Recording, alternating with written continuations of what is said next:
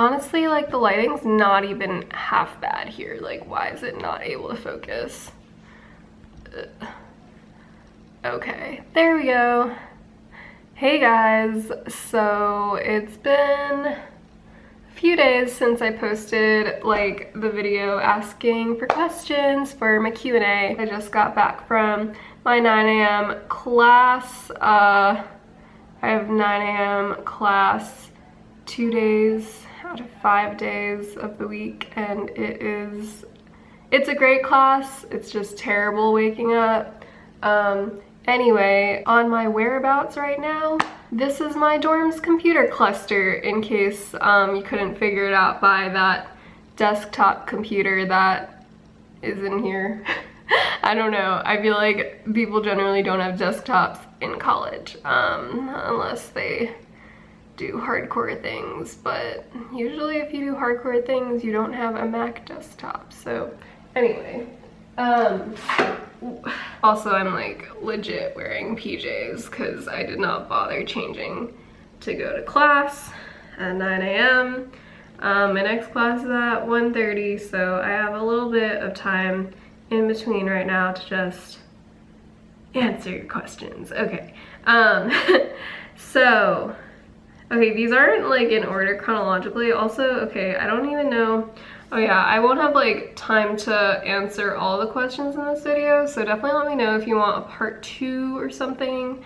But yeah, okay. So let's start with this one, tips for dealing with homesickness. Well, let's see. Okay, so I guess freshman year, I like wasn't too homesick for pretty much most of the year until like the end. And I feel like it was mostly because like, so Stanford's on the quarter system, right? And quarter system schools tend to have like the schedule that starts much later and then ends much later than most other semester schools. So all my friends were back home already and I was still stuck in this place towards the end of spring quarter. So I feel like that really contributed to the homesickness. How did I deal with it? I don't know. I feel like getting involved in like communities on campus definitely helps. And like I don't just mean like, yeah, of course like community centers are like a great resource, but like also just like student activities, places that you can find people that have similar interests to you, or like will really like make up like a family for you. And this can be like in your dorm, it can be, yeah, a student activity.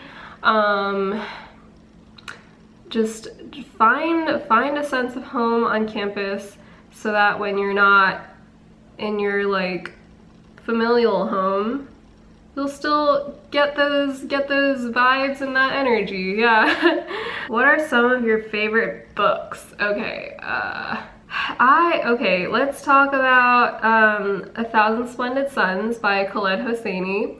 That was brilliant. If you're looking for a quick read that will just make you feel so confused, but in the best way possible, After Dark by Haruki Murakami.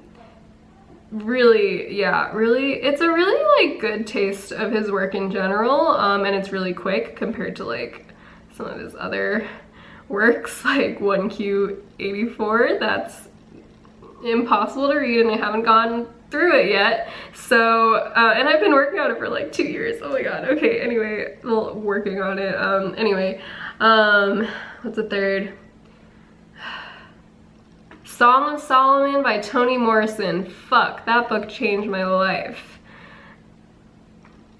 Good shit, good shit. Okay, let's see. Favorite type of milk tea for boba. Oh my god, I love boba. Okay, this is hard though. Okay, I used to love taro, but then I drank too much of it. I really like oolong and I really like rose tea. Yeah, I'd say those are like 2 of my favorite.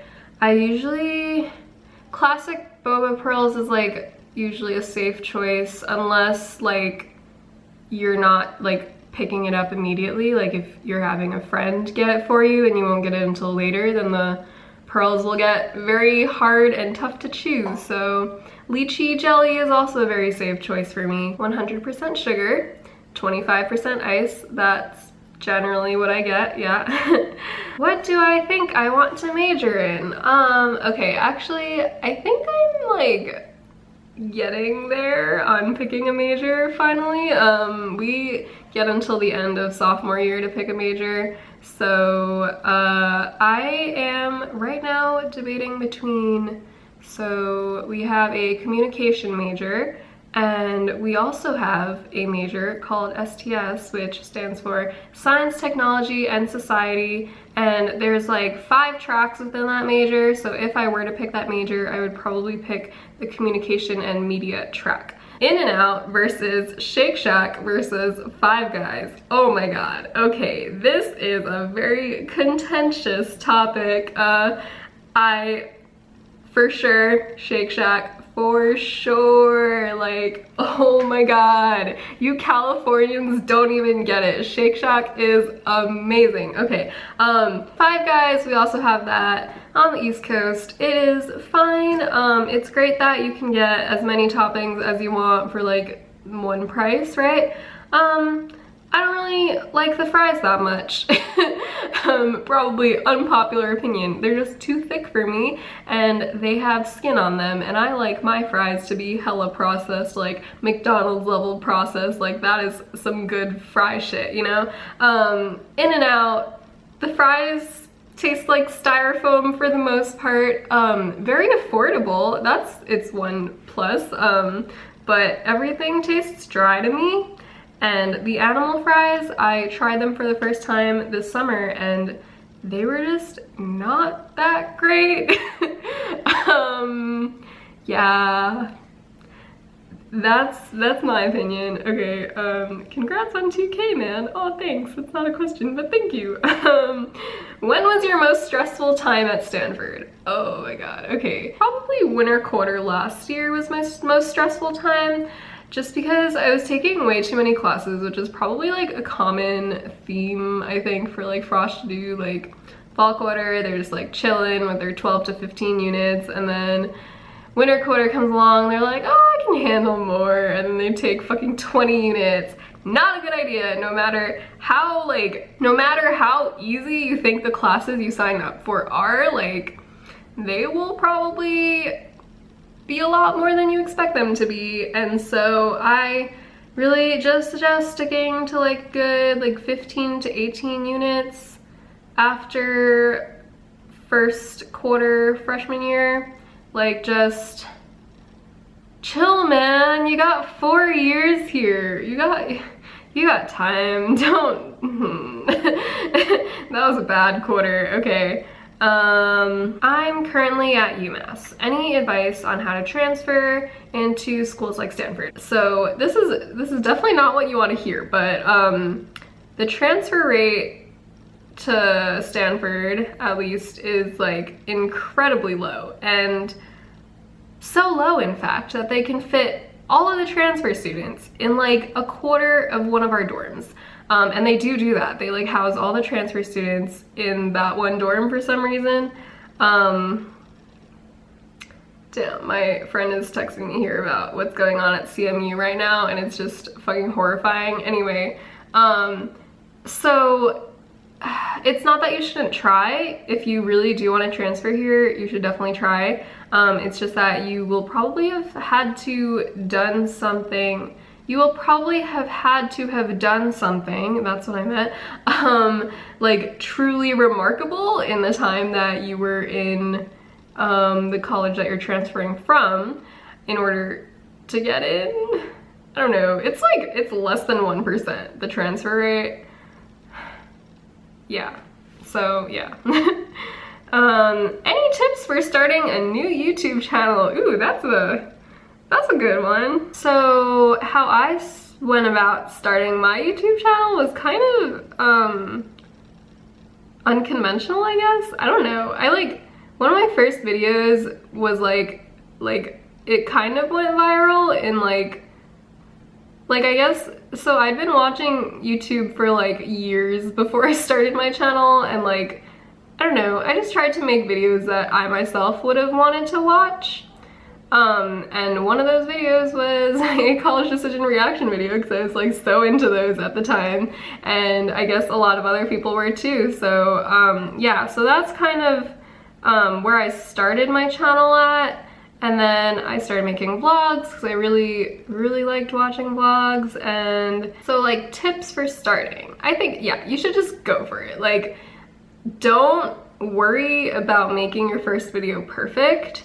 My first video was me just talking to a camera like every day for a month, just to like warm up and get some practice of talking to a camera. So yeah, and it was super uncomfortable at first, but that's just how you gotta do it. Just keep going, and then like, yeah, your stuff will get a lot better just by doing it. Like, that's the best way of learning things, by doing. Anyway, okay, so I'm gonna quickly move on to the Instagram comments because I don't want to just give the entire spotlight to YouTube. Also, quick plug. Follow me on Instagram at eleniarizona. Okay. So, was Stanford your #1 school? And if not, which one was? So Stanford, I mean, okay. So like, the thing about applying to schools like Stanford is that like, there's no guarantee, of course, that like you're gonna get in or that it's even possible for you to get in, honestly. So like, that's definitely the mindset I took with all my college apps. That's why I ended up applying to 21 schools in total, because I was just like, what if I don't get into any of them? And that would be terrible. But yeah, so when I did get into Stanford, that was like the ultimate shock. I honestly, yeah, I literally thought I was dreaming. I was like, this is not reality. And like, so it definitely took some time to get used to the idea. But so yeah, Stanford was not always my #1 choice because I didn't even know that it was a choice that I could have. Congrats, been following since 500. Oh, that's a long time. Yeah, that's been a while. Wow, okay. What's your favorite ice cream flavor? So I'm a fan of like anything vanilla based, really. Cookies and cream, chocolate chip cookie dough, I don't know, fudge swirl, anything with like a vanilla base, I'm down for. I love like flavors that are artificially colored for some reason. Like, man, back home, there's like this ice cream shop that has so many flavors. It's also like, it has like a chocolate part where you, not like chocolate ice cream, but like actual chocolates where you can like buy them. But there's like this ice cream wall and they have this one flavor. And I don't remember what it's called because I don't go there nearly as often as I should, but it is this really bright blue color, and it's like, it's inspired by Cookie Monster, I think, but they can't name it after him because like copyright issues. So it's like a bright blue Oreo Cookie Monster-ish vibin flavor, and oh my god, I don't know, I love artificial colors even though they're probably terrible for you and will make you die. They're just, you see something bright and you're like, I have to have that in my body. How can mirrors be real if our eyes aren't real? Thank you for this question, Rona. I don't know enough about physics or philosophy to answer this question probably. But I think that realness is a construct and that assuming our eyes are not real, then nothing else is real, and thus, does it even matter if mirrors are real or not? So that is the real question here, I think. Any favorite books / must reads? I'm piling up my list for my summer before freshman year of college. Okay, so I guess this is kind of different from the other one because that was just like all-time favorite books, and this one's like summer before college books. So my summer before freshman year, I read these 3 books that Actually, no, I read 2 of them. So I read these 2 out of 3 books that Stanford sent us in the mail as part of their 3 books program, where they bring the authors of the books to campus to talk about them once we get here.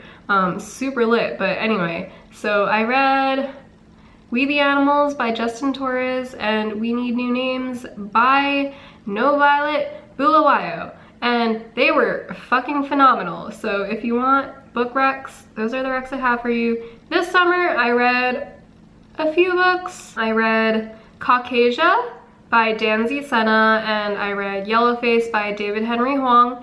And those 2 were also really cool, especially if you are at all interested in mixed race identities / politics. Yeah, so I think this video has gone on for long enough. I'm so sorry if I didn't have time to get to your question, but I hope that this was overall still a helpful video in general. And I just want to thank you all for subscribing and watching. It's really unbelievable that we hit 2K, like, wow. Thanks for watching. I will be back very shortly. I have a video that I'm going to upload that is kind of a beauty video. So stay tuned for that. Yeah, okay, bye.